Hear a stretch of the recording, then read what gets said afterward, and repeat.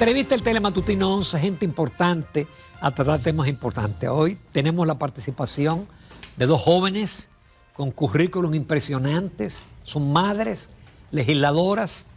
Liz Mieses, diputada por la circunscripción número 1 del Distrito Nacional, ha estado varias veces en este programa, inclusive cuando fue candidata, y Carmen Ligia Barceló González, diputada por la provincia de Atomayor, también por el Partido Revolucionario Moderno. Muy buenos días y gracias por haber aceptado la invitación. Bueno, no, gracias a ustedes, don Ramón, doña Jacqueline, por darnos la oportunidad de estar aquí con ustedes y poder promover este proyecto de ley de alerta Amber. Sumamente agradecida de poder estar nuevamente aquí en este Como siempre, programa. nosotros encantadas de recibir gracias nuevas a cosas. Liz que coge su chat y su teléfono, pues yo desde que le escribí, le dije, mira, yo quiero que participen con este tema. Y qué bueno que están aquí. Ustedes tienen una iniciativa que ha sido implementada en otros países, como en Estados Unidos, que es el alerta Amber. Es bueno que ustedes le expliquen al país cómo surge eso y en qué consiste el proyecto que ustedes van a someter, que yo imagino que eso se va a aprobar rápidamente, que eso no va a pasar 2 legislaturas ni 3 legislaturas. Bueno, el proyecto de ley de alerta Amber es básicamente un proyecto que crea el marco jurídico para un sistema de alerta ante la persona, ante una desaparición de una persona vulnerable, un niño, un anciano o una persona que tenga alguna discapacidad cognitiva. La idea es que las instituciones trabajen en las primeras horas de manera rápida al momento de recibir la denuncia para poder encontrar a esa persona y que en algún punto, dependiendo de las características del caso, entonces se emita una alerta ciudadana donde se dé la foto y los detalles que puedan ayudar a encontrar más fácilmente a esa persona que ha desaparecido. Bueno, Liz, nosotros vemos diariamente en la prensa o con mucha frecuencia la desaparición de ancianos, de personas con algunas disfuncionalidades mentales, y vamos a decir que con cierta frecuencia.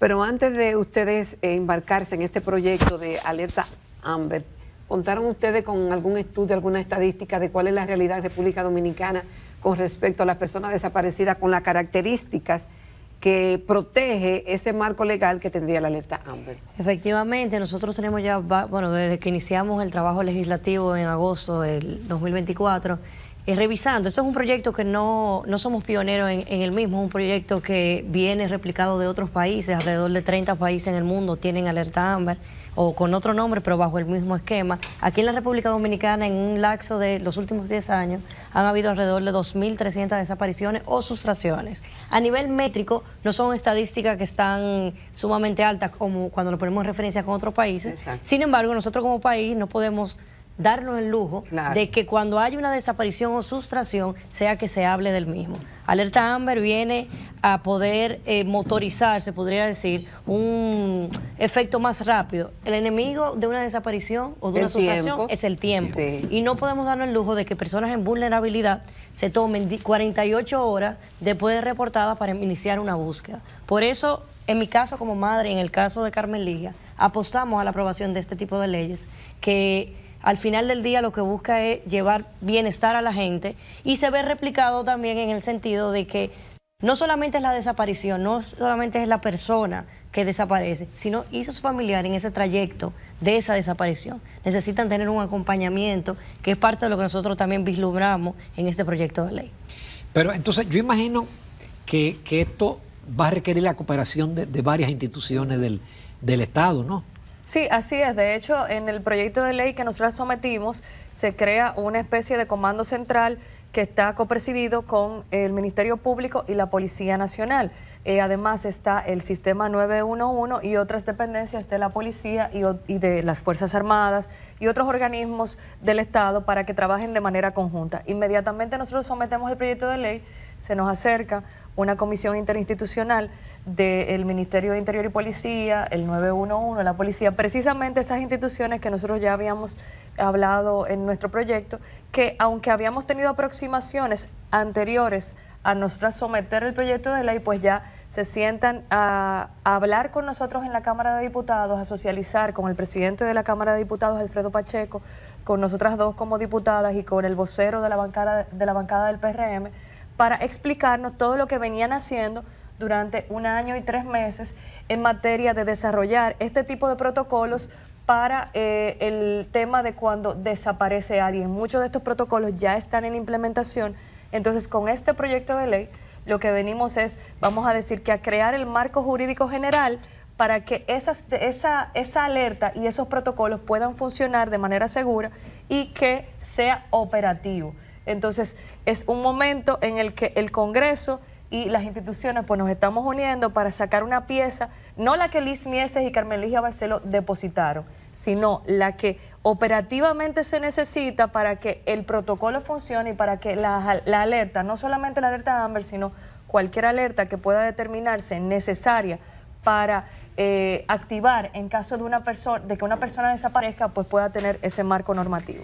En un país donde las leyes no se respetan, donde tenemos un Congreso que, bueno, algunos dicen que no hacen la labor legislativa que están llamados a desempeñar.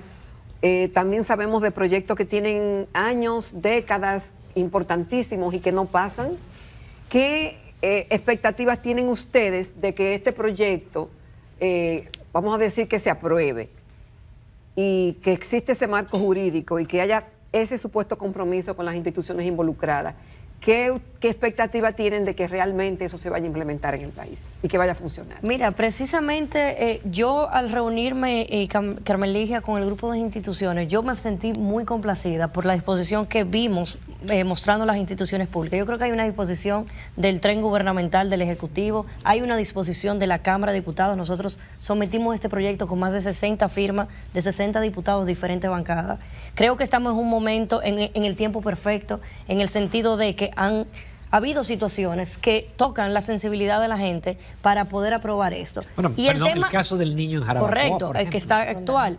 Y el tema es que, aparte de esa aprobación, me da mucha tranquilidad saber de que ya hay una mesa de trabajo que ha ido haciendo una especie de piloto, por lo que nos deja a nosotros saber que a raíz de una aprobación se va a ejecutar de manera inmediata, porque ya han hecho pilotos y eso yo creo que da muy buena espina, que se ve una luz al final del camino con referencia a eso. Pero ¿cómo les surge la idea y cómo se unen ustedes dos? Deben ser muy amigas, yo imagino, pero son del mismo partido, pero ¿cómo surge la idea y deciden las dos trabajar el proyecto? Bueno, nosotros tenemos que destacar que esta es una iniciativa que inicialmente la introdujo el exdiputado Víctor Gómez Casanova. Luego, hace años de eso. Luego, en el periodo pasado, la reintroduce Orlando Jorge Villegas.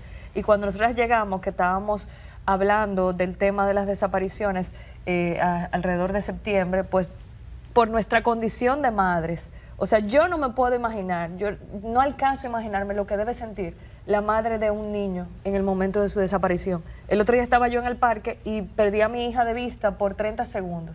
Y la angustia que yo sentí en esos 30 segundos, yo no me imagino cómo debe... O sea, eso no replicado a horas y días. A horas y días, a la incertidumbre de dónde está tu hijo. Entonces, ese corazón de madre nos motivó a nosotras a reintroducir esta pieza, porque también entendemos que las desapariciones que están, lo que está pasando, hay una cantidad de desapariciones que ahora son más mediáticas, es cierto, sí, porque tenemos las redes sociales. Entonces, precisamente, ¿por qué no utilizar los medios de comunicación, las redes sociales, este mundo hiperconectado, para que la misma población se convierta en parte de esa búsqueda? Porque si yo emito una fotografía de un niño con una serie de detalles, mira, por ejemplo, se lo llevaron a un carro azul, marca tal, placa tal, en el perímetro de Gascue, automáticamente tú emites una alerta que le llega al celular a la persona, que es una alerta que interrumpe, que tú no tienes manera de ignorarla. Inmediatamente la alerta en sí mismo se constituye en una especie de cerco para cualquier persona que haya cometido el delito. Y ha pasado y se ha demostrado en otros países que a raíz de la emisión de la alerta, los captores sueltan a la víctima. Entonces, inmediatamente se emite, ya tú tienes una, vamos a decir que una probabilidad mayor de encontrarse. Y también los protocolos de alerta Amber en otros países, dependiendo, vamos a decir que las circunstancias, tienen un índice de efectividad de entre un 85% y un 95%. Ok, Liz, ese acompañamiento de la alerta Amber, ¿en qué consiste? Diferente a lo que vemos al día de hoy. Vemos que se involucran las autoridades, pero ya ustedes explicaron lo de las 48 horas, esto iniciaría inmediatamente. ¿Y qué acompañamiento diferente a lo que ahora tenemos traería la alerta AMBER? Lo primero es que entre las instituciones lo que se ha conversado y que se estipula en el proyecto es que haya una interconexión de información. La alerta AMBER no es que tú vas a llamar y a decir se desapareció alguien y va a salir la alerta AMBER. Eso conlleva un trabajo entre las instituciones de recolección de informaciones, y a partir de ahí la institución es cuando digo la institución me refiero al conglomerado de instituciones, es quien dice, bueno, llegó el momento de activar la alerta. Hay un tema para mí muy importante, que es la desinformación, que también la estamos viendo en el proyecto. Sí. Las redes sociales, que son muy buenas, pero al mismo tiempo también son un problema por el tipo de desinformación. A veces desinforman de buena fe, y a veces también fake news, trabajo, también, correcto. Mala fe. Entonces, eso es algo que nosotros queremos que sea parte de la regularización del mismo, porque hay muchas personas que quizás tienen la buena intención, como tú decías, pero al final del día lo que hacen es entorpecer el trabajo de búsqueda. Y nosotros, todo este tipo de detalles, lo quisimos ver en el proyecto. El tema para mí es fundamental, el acompañamiento. Lo repito nuevamente, porque en el momento que una persona se ve en la situación de una desaparición de un familiar, un amigo, de un cercano, ¿quién acompaña a esa familia? Necesitan un apoyo profesional, porque esos son los casos que son inmediatos. Pero en el momento que tú haces, o sea, yo como madre, yo no sabría ni siquiera qué hacer. Y estamos tratando de resguardar, correcto, de resguardar ese acompañamiento profesional que conllevarían las familias de la víctima. A mí me gustaría puntualizar en el marco de tu pregunta, es importante que se entienda, la idea es que la denuncia debe entrar a través de la policía, de la fiscalía o del sistema 911. Y en los primeros minutos debe de activarse un protocolo interno donde las autoridades puedan discriminar inmediatamente el tipo de desaparición que es. Exacto. Mira, la certidumbre, es una desaparición, es una persona que se perdió por una situación, una condición de salud mental. Hay un índice de un rapto o de una sustracción. Es el determinar la información que existe en los primeros minutos, es que te dice a ti cuál es el protocolo interno que deben seguir las instituciones. Y dentro de esa información, entonces, decidir si amerita emitir una alerta a la ciudadanía o si se tiene la información pertinente para emitir esa alerta a la ciudadanía, eliminando toda la burocracia interna y haciendo que los procedimientos se hagan de manera inmediata, porque se ha demostrado que las primeras horas son las claves para encontrar una persona sana y salva, una persona viva. Mientras más horas pasan, más probabilidad de que se pueda encontrar, o de que no se pueda encontrar, o de que se encuentre ya fallecido. Con vuestro permiso, los amables televidentes, nos vamos a una breve pausa comercial y retornamos, que todavía tenemos muchos temas con las diputadas Liz Mieses y Carmen Barceló. Bueno, continuamos en Telematutino, 11, conversando con estas dos distinguidas legisladoras jóvenes, pero ya ustedes vieron, con unas ideas muy claras, una gran facilidad de expresión y un compromiso explícito con su labor legislativa.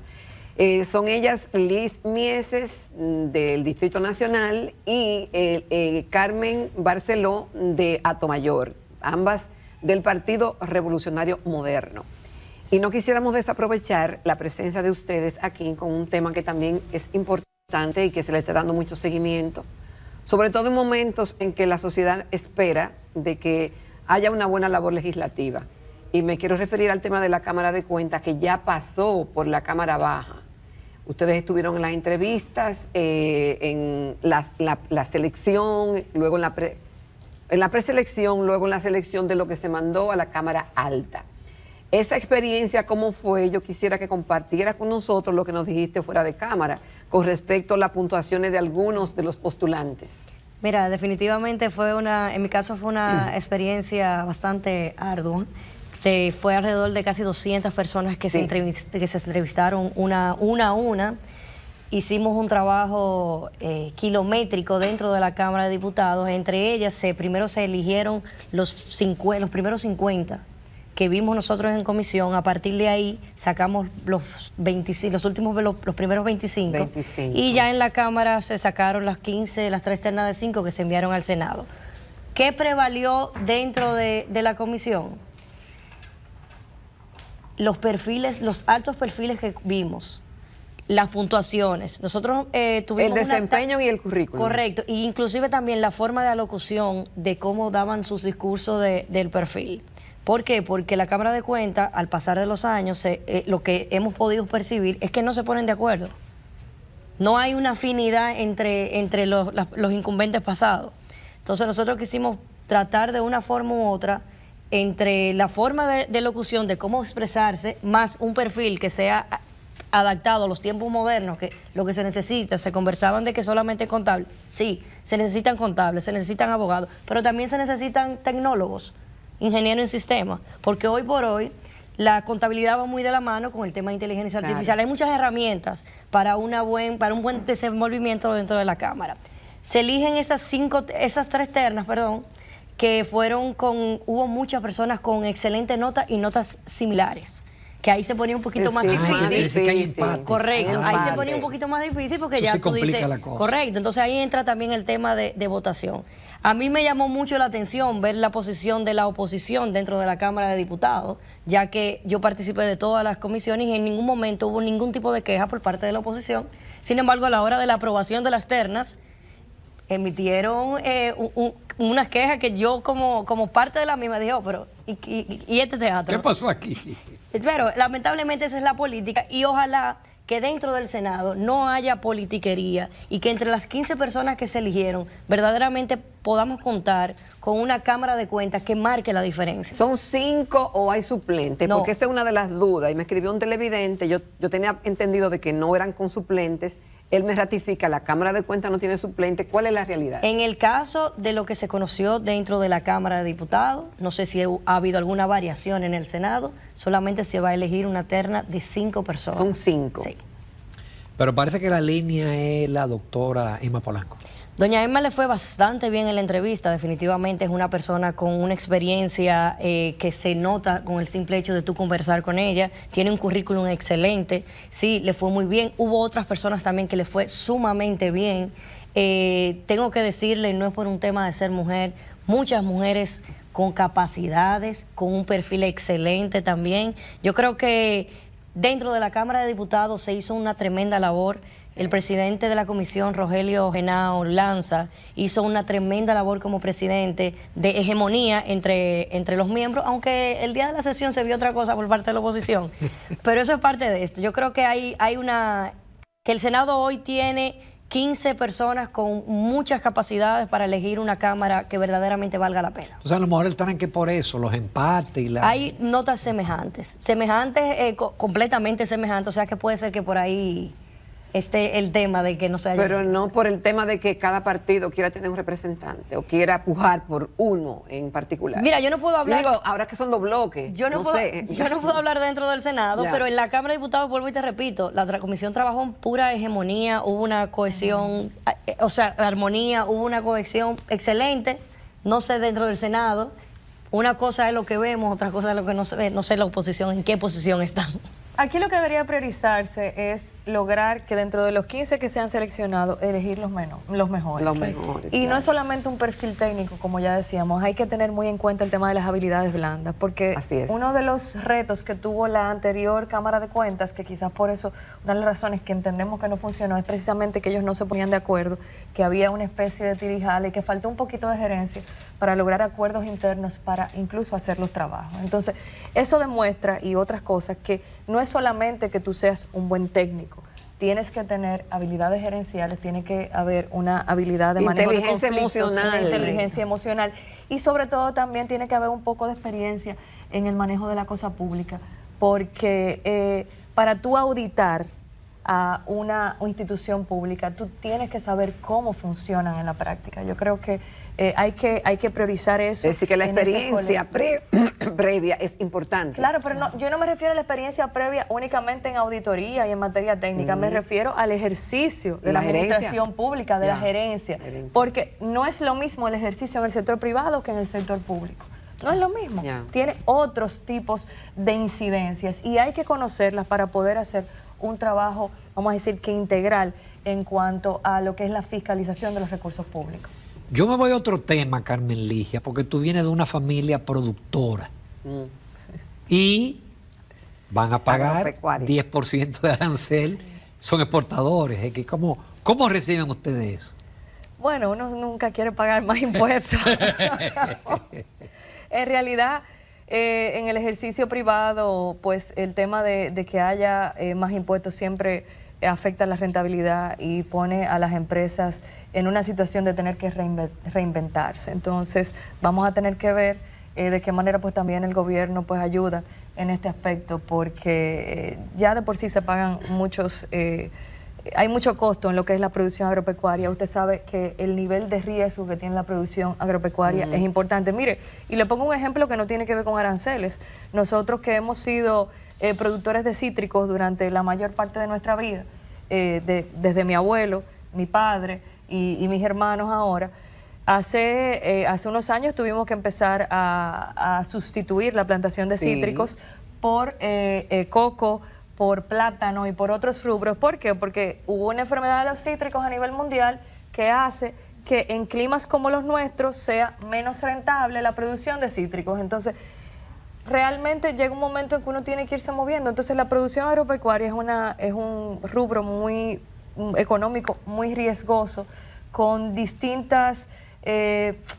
con particularidades que tienen que ser tomadas en cuenta. Es tan riesgoso que no es un sujeto de crédito para la sí, banca. para la banca, sí, tienen una clasificación diferente en los préstamos del sector agropecuario, y realmente sí hay que tener en cuenta, y eso es algo ya que es una política de Estado, el tema de la soberanía y la seguridad alimentaria. O sea, tenemos que tener políticas que puedan seguir aportando a que nuestro clima de producción estén dadas las condiciones para que podamos seguir creciendo en materia de producción agropecuaria. Bueno, nos quedan pocos minutos, pero yo no quisiera desaprovechar esta oportunidad sin preguntarles a ambas. Dicen que la política es sucia, que nadie serio se quiere meter a la política, de que para qué la política.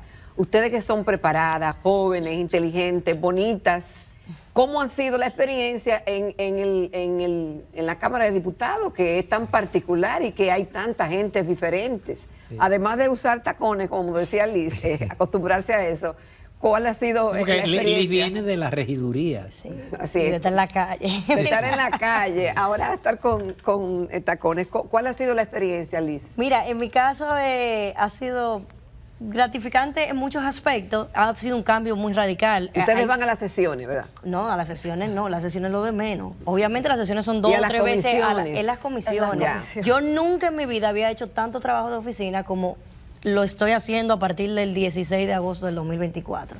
Hay un trabajo increíblemente grande dentro de la Cámara de Diputados. Yo ahora estoy que oigo que no, que los diputados no trabajan. Yo lo invito a que nos acompañe una semana ahí en la Cámara, dentro de cada una de las comisiones. Hay días que nosotros, en mi caso, por ejemplo, los lunes yo tengo más de 6 comisiones en un solo día. Pero eso no son todos los diputados, Liz, que hacen ese trabajo. Algunos ni van. Mira, realmente tradicionalmente algunos... se aprobó un reglamento, el presidente hicieron un reglamento que justamente entró en vigencia a partir del 16 de agosto, que hay amonestaciones cuando tú no vas a la comisión o no vas a la sesión. Entonces, es importante que la ciudadanía entre al portal de la Cámara de Diputados, que vea, porque todo te sale, si tú faltaste, llegaste tarde, todo está ahí publicado. Sí. Entonces, eso es importante que la gente lo vea. Pero ha sido un cambio gratificante, porque yo pasé de ser 37 dentro del Consejo de Regidores, que en mi caso tuve la oportunidad de ser presidenta, a ser 190 personalidades diferentes. 190... preparación diferente. Correcto. Y que ese compartir diario le trae a uno muchas experiencias. Y la verdad es que yo, poco a poco, los primeros meses fueron de adaptación, de conocer los procesos internos, porque una cosa es la percepción que uno tiene y otra cosa es la realidad que se vive.